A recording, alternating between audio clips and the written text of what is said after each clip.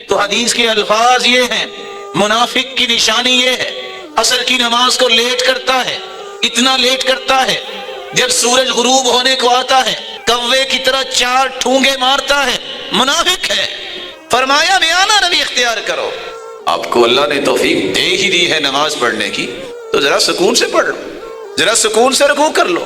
کیوں فرمایا ان الرجل لیصلی 60 سنہ، ایک شخص قیامت کے دن آئے گا 60 سال نماز پڑھ کے آئے گا، وما تقبل له صلاۃ، لیکن ایک بھی نماز اس کی قبول نہیں ہوگی۔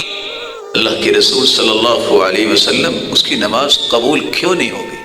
کیا اس نے سورۃ الفاتحہ نہیں پڑھی؟ حدیث میں آتا ہے یہ سورۃ الفاتحہ نہیں پڑھتا اس کی نماز نہیں ہوتی۔ اس نے وضو نہیں کیا، وضو کے بغیر نماز نہیں ہوتی۔ یہ دونوں باتیں بیان نہیں کی۔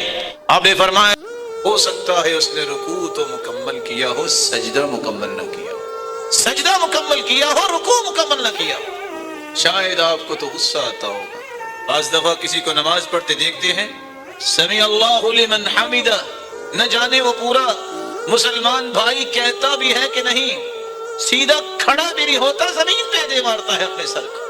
اس بیچارے کا کیا بنے گا؟ سجدے سے سر اٹھاتا ہے، سیدھا ہو کے بیٹھتا بھی نہیں، تھوڑا سا سر اٹھا کے فوراً زمین پہ۔ ارے اللہ کے پیارے بندے ذرا ایک لمحہ رک تو جاؤ۔